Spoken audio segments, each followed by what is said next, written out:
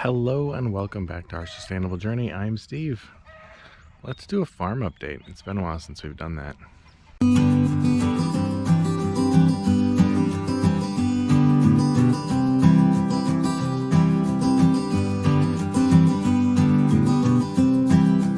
There she is. Oh, big stretches, huh? Just like a kitty cat. So Gypsy and Bree, by the time you see this, they will be going to a boyfriend, I guess, for about a month and a half. So what happens is we're getting them bred. So we're bringing them to a bull, and they're going to keep them for about 45 days. And so what that does is we're going to apply patches to both of them to get their cycle revved up.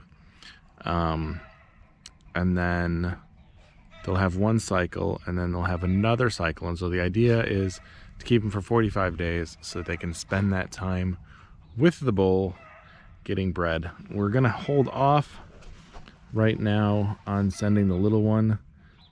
We think she might be a little bit small for the bull. So the thought is wait about 6 months till she's a little bit bigger. So we'll hold her back, we'll wean her at the same time. And so that'll allow us to just have the small calf, and we'll probably pick up another calf so she has a friend. They're herd animals. They need another animal here with them. So we'll either pick up another heifer calf like her, or see if there's a steer or something like that that we can pick up at the same time. So we'll drop off the two. We'll pick up another one so that Ruby, the baby, isn't alone for very long, because that's not good for them. So that'll be Saturday, which is the day that I'll be uploading this. So maybe we'll show that the following week, the farm they're at and how that process is going. So that's one update that we have with the cows. And then in 9 months, 10 months, so sometime around next January, we should have 2 new calves from those two. And then 6 months later, we'll have 2 calves from either. If we get a heifer, then we'll have a total of 8 cows next year, so that'll be exciting. But we'll either be selling or butchering the extras, because we don't have the time to have a whole giant operation like that. So that is our plan for this weekend for the cows. So next animal would be the pigs. In the past, we've raised Berkshires. They're the black pigs. It's just their black hair.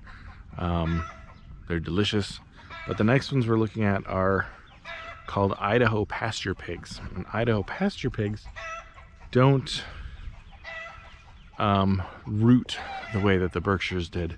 And so I'll show you their pen in a second. We're hoping to repair it this year by getting a different type of pig in there so that it doesn't destroy everything.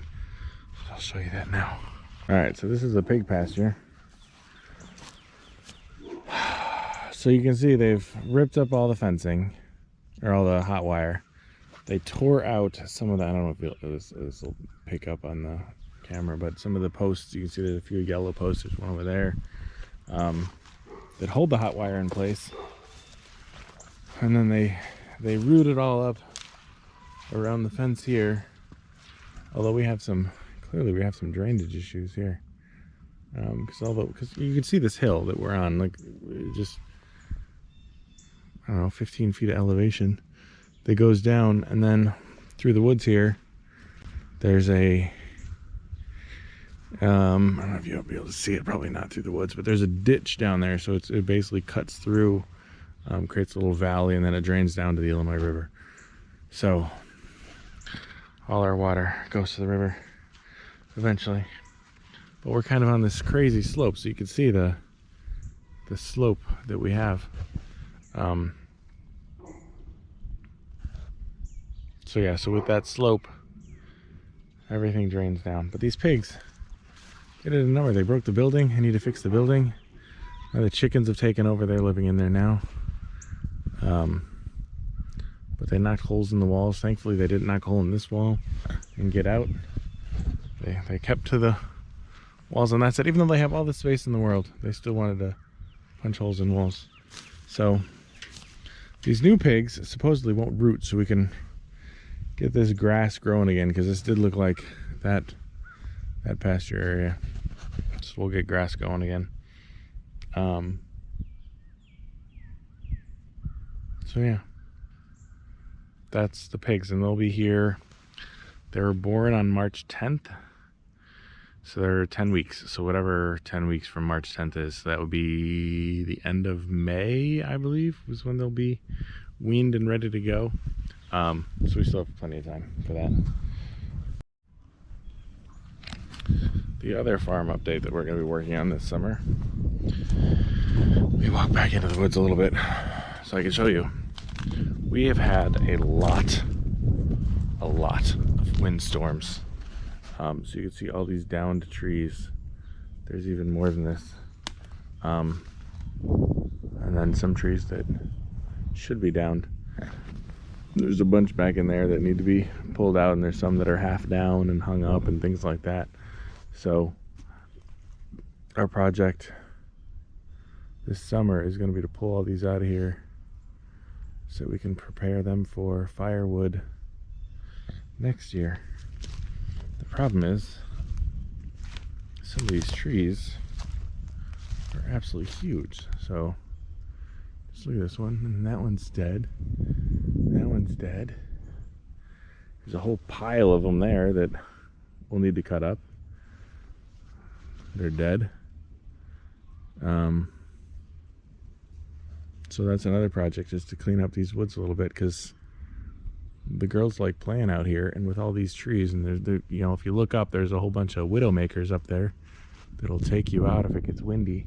So it gets kind of scary. There's a lot of leaning trees and things like that. There's a ton over up in that part of the woods. So we're gonna try and get something. I'm looking at a possible tool to help facilitate that. So we'll see if we end up doing that or not. What the heck is this?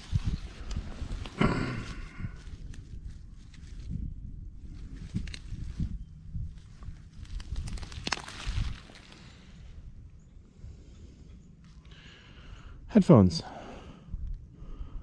Okay.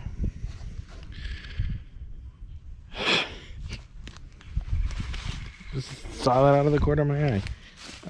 Weird. Alright. I'm not really sure whose those are or what those are, but they've been in there for a while. That's kind of gross. Anyway, the woods. You never know what you're going to find out here. So yeah, so that'll be a project, is clearing it up in here. And then possibly we've got a hot compost pile that we had over here that the previous owners had. They had an alpaca farm, so this is where they stored, I guess, all the alpaca poop. So you can see how like perfect this all is. So if it weren't such a rainy, icky day, I'd reach in here and grab some and show you how great it is. But this compost is lovely stuff. So I don't know what the pallets are, but they'll break down eventually. So we'll pull this out of here. Maybe we'll put our hot compost over here instead of in a different area. This is a pretty decent spot for it. Plenty of drainage, obviously. A lot of scary trees though that have fallen. So yeah, lots to do this summer. We're gonna be busy for sure. So the other thing we've talked about doing is clearing this out, these trees. This is just a weird little patch between, you can see like one of the outbuildings and this little nature trail that we have here that they used to give guided tours on, I guess. But anyway, planting some fruit trees, something useful. I think they had goats in here originally, so that's why there's the fence. So we pull the fence up, plant some, or I guess pull down these trees. They're all pretty young trees anyway. And plant some fruit trees. Something that we can actually use. And then we'll have plenty of firewood for the next 10 years. Based on how many trees are in here. But, I mean, a bunch of them, if we go down a little bit further, have already fallen because of the wind. So we keep getting up here. So you can see we've lost a whole bunch of trees. There's actually one leaning over onto the garage as well, so that needs to come out. Yeah. And if you look this way, there's all kinds of trees that are down or leaning or what have you. So it's crazy dangerous in there. So add that to the list of projects for the year. Another thing is, in the past, this was the garden area. Obviously we had all the trays for the veg and stuff. But the chickens have decided that this is their area. So we may plant something for them and move our garden to the other side of the house where the chickens don't venture. Or maybe, I guess we'll probably get a greenhouse or one of those round buildings so that we can keep it protected from these guys, because they will get into it. They get into everything.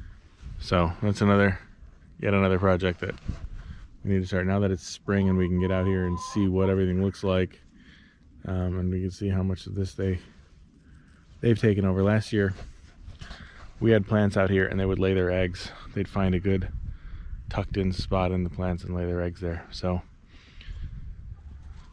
and then tear up and eat all the tomatoes and everything else that was ripe and ready to go.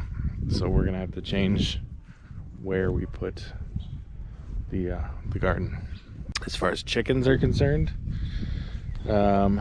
we had some losses. We ordered 50 to arrive a couple of weeks ago, maybe a month ago, and they arrived. We had like this weird cold spell, and we had 80% losses. It was devastating opening the package thinking you're gonna get 50 and you get 10 that were still alive, and of those only I think 2 survived all the way to now. So I'll show you those in a second. So they replaced them, right, because they have this live chick guarantee, and so then they gave us 40 more or whatever it was, because we told them, we got 10 alive, so they sent us 40 more, and of those 30 died, because it was just so cold. So we're gonna stop ordering chicks, even though the barn's heated, everything's there. There's plenty of warmth and heating pad things and stuff. Just the shipping was so rough during that cold snap that we didn't get too many viable ones. So we have 100 coming in May or June, I don't remember when. So we're only going to order chicks when it's warm for when they ship them, but not too warm, so we won't have any in July or August, but hopefully June they'll be okay and they'll survive the shipping process. They're only coming from, I think, Iowa. So here's the chicks. These ones are a little bit older. Well, actually, you can see there's a little one hiding under one over there. He's from the new batch, but there's 3, 6, 9 survivors of the first batch. And then we've got 6, so here's 5, and then the other little one that joined the others. This is the replacement batch. I don't remember what their variety is, but we're trying something new with giving them shredded paper for bedding versus sawdusty chips. So we'll see which way works better and which one they like best. They just like to put it in their food and put it in their water, but at the same time, these guys put it in their food and they put it in their water. Hi. So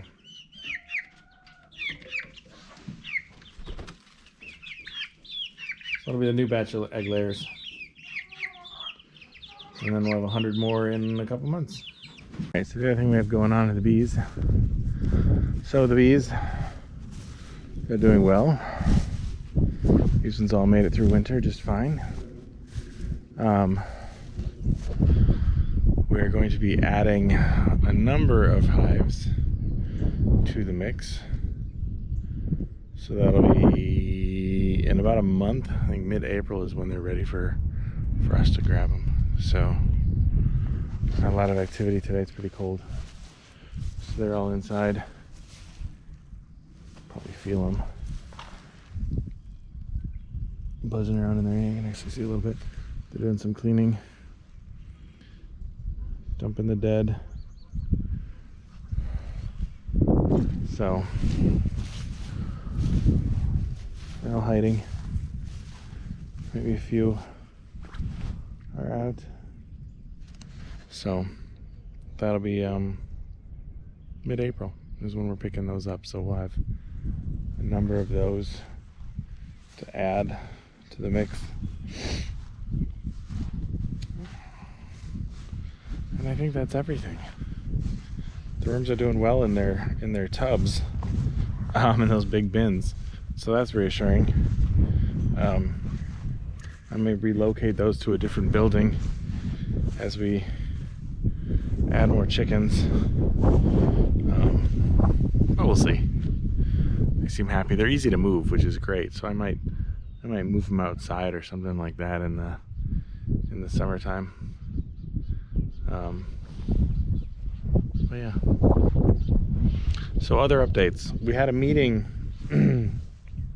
about a week ago, I think, with the state of Illinois, Department of Ag, the egg producer people, the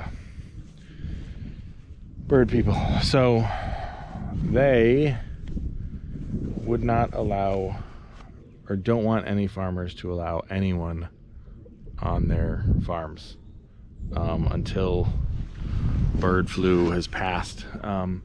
So this year we're supposed to be looking out for when the geese are flying. If the geese are flying, or once they start flying, you want to lock all your chickens up, that's what they told us. And don't let anyone on your farm, so that there's a bio security measures, which we already have. We don't really allow anybody on the farm. And so I will reiterate that. Do not come to the farm, because you will not be allowed on the farm. And we're told not to let anybody on the farm, so that's perfectly fine too. But yeah, that was their big advice, is don't let anybody come out and watch for geese, because they're the ones that are carrying the avian flu. So that's the big scare, because if any of our chickens got it, we'd lose all of our chickens. That'd be 200 plus chickens, and I don't really want to do that.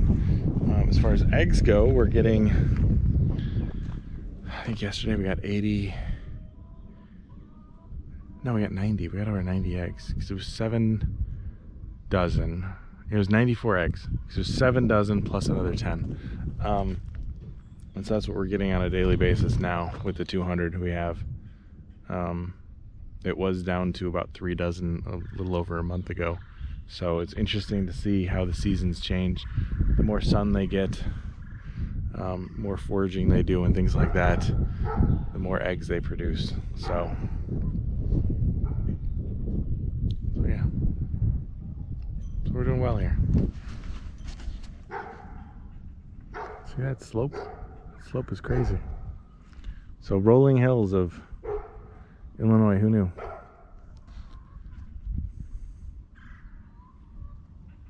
You saying hi?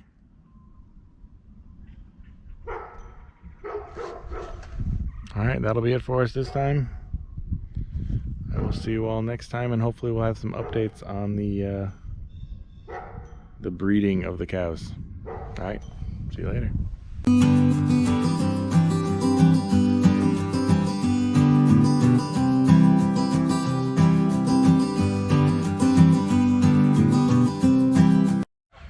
Hi.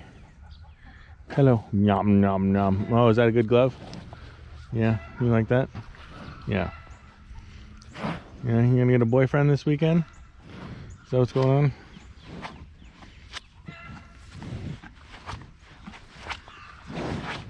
All right, goofball.